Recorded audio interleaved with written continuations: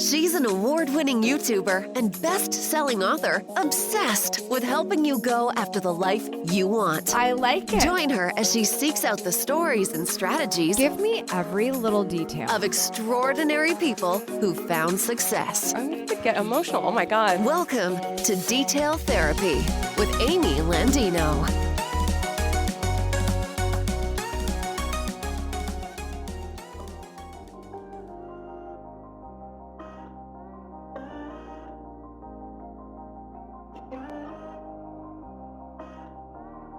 Good morning, good life. Welcome back to Detail Therapy. I'm so excited you're tuning in today. I want to say thank you so much for your time and attention right off the bat. It means the world.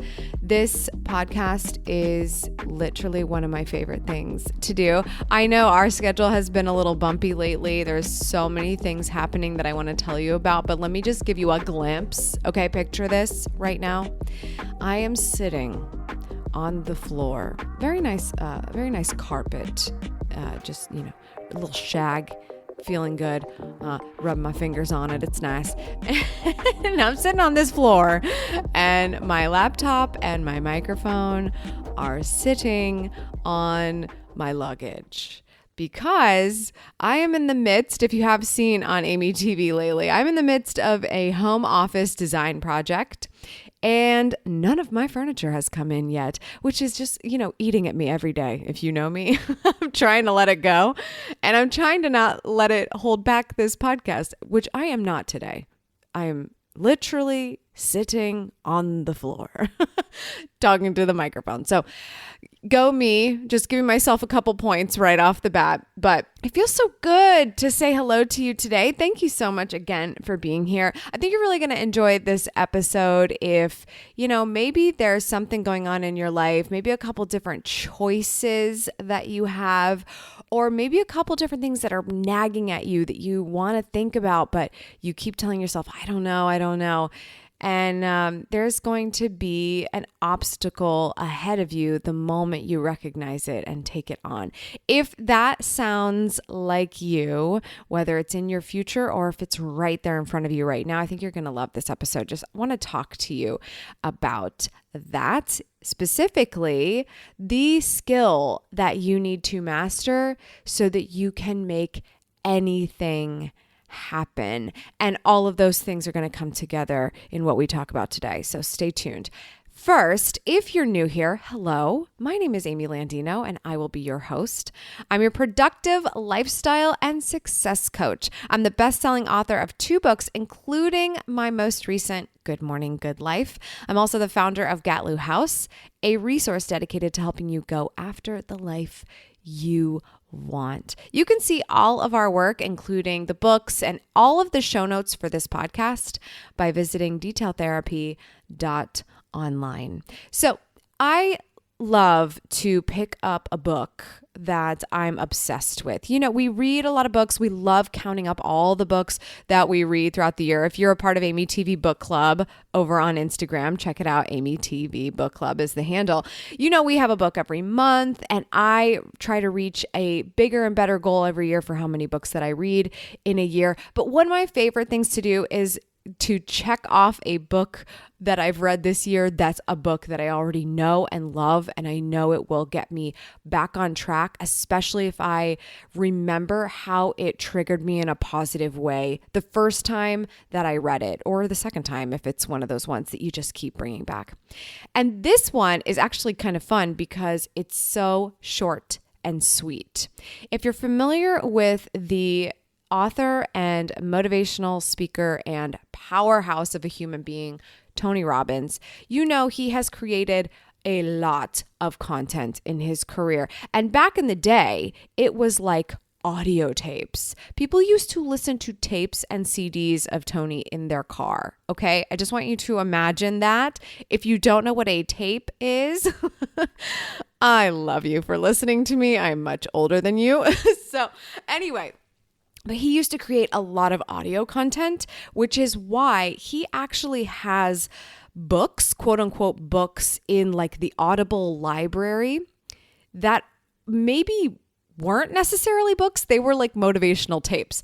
Anyway, long story short, there is an alleged book. I don't even know for a fact that it is.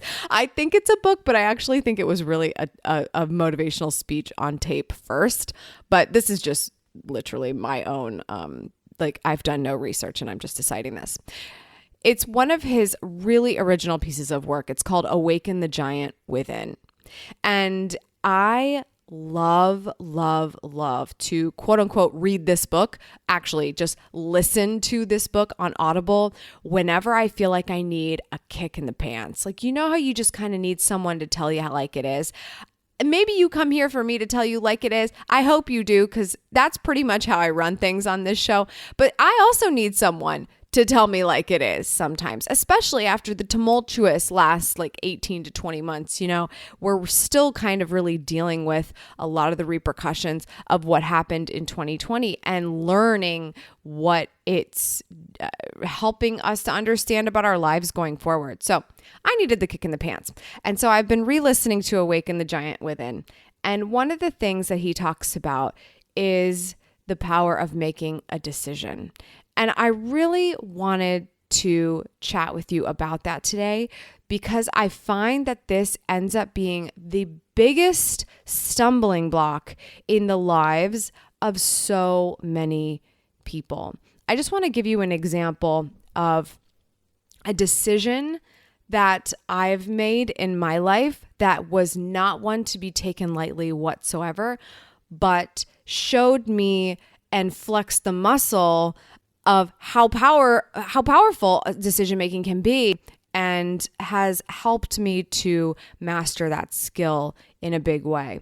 So a long time ago, in 2009, which was, God, I don't even know. Gosh, you guys, again, I'm getting old here. But in 2009, I really was discovering a fun, creative outlet for myself, a great place for me to get, just to make something. Like I'd never made anything before. I never thought like I could really had ownership over something before, but I was at the time, and it was just videos on YouTube. It was just a fun thing to do, and I really liked it. And what I learned as I was doing that was I was actually learning a trade that was starting to become really, really important in the business world. And that was social media marketing. Here I was just making fun videos on the internet. But what I was also learning was how to create something out of nothing and how to get digital attention on that something when I wanted to show it off. So ultimately, long story short, this is a skill I'm learning, and I realize that it's something I'm very good at, and I could start my own business, live on my own terms, work on my own terms, be my own boss, and do this for other organizations. I made a decision very soon after finding this information out that I was going to do that. I made the decision, oh my goodness, I'm going to leave my job. Okay, now I want you to keep in mind, I made this decision probably late 2009, early 2010. Actually, I think it was early 2010 because there were a couple things that happened at then job that made me feel especially guilty about making this decision. And just because they were lovely people and they really took care of me. And I'm sure many of you can relate to that if you've ever had this thought process as well. But I made the decision, and I remember feeling so rocked by the fact that my empowerment of this decision was so definitive that it had to happen.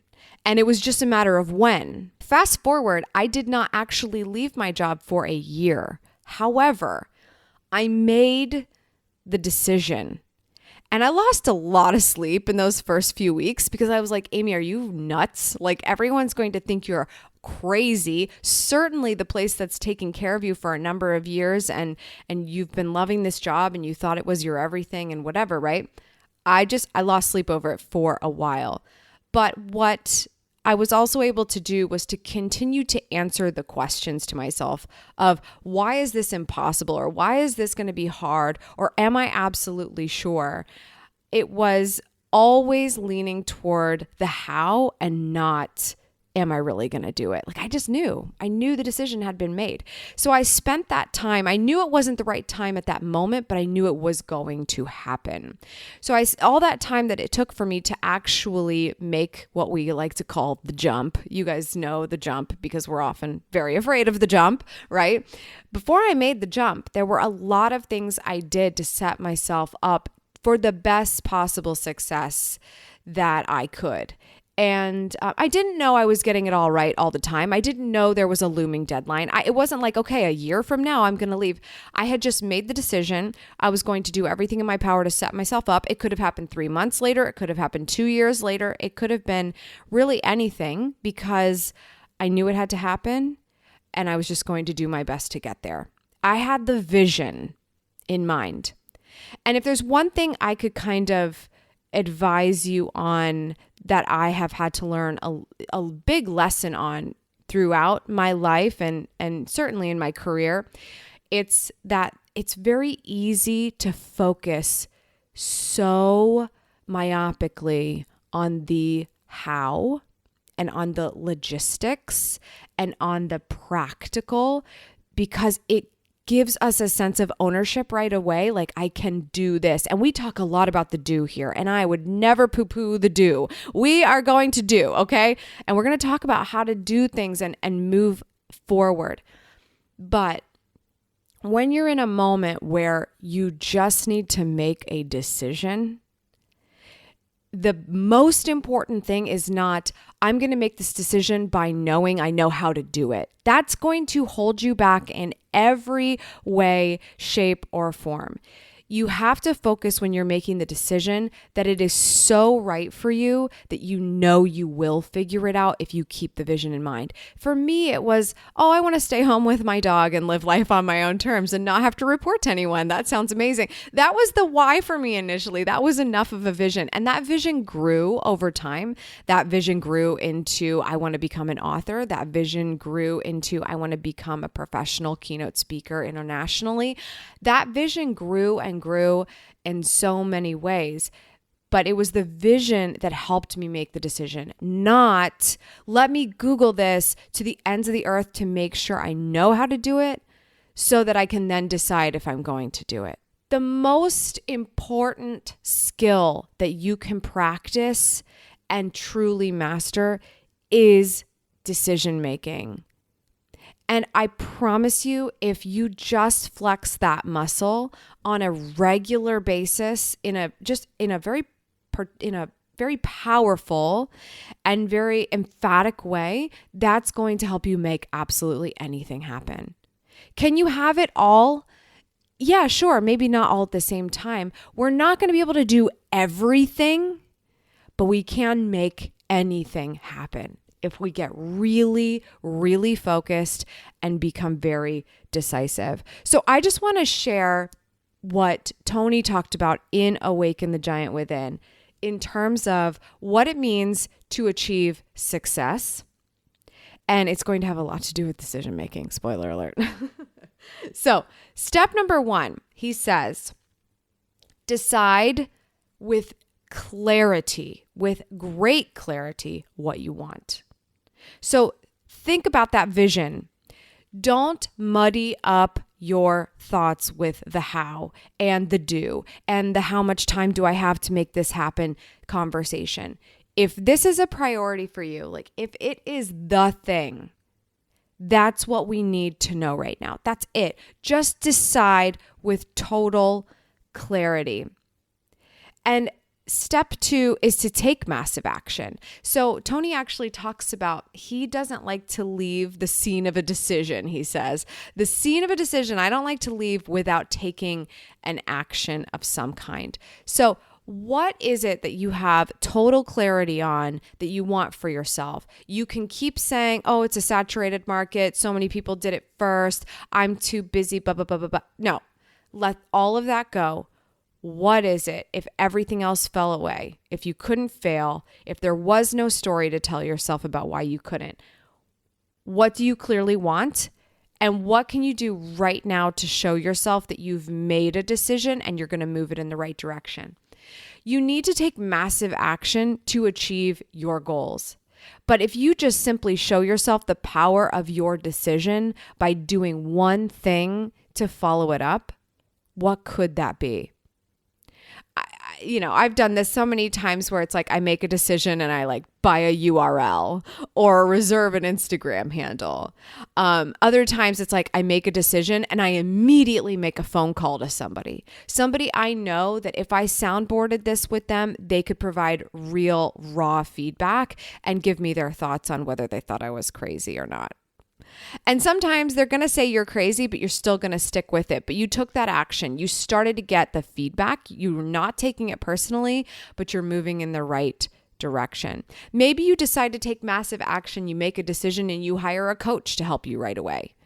Whatever it is, it can be small, it can be big.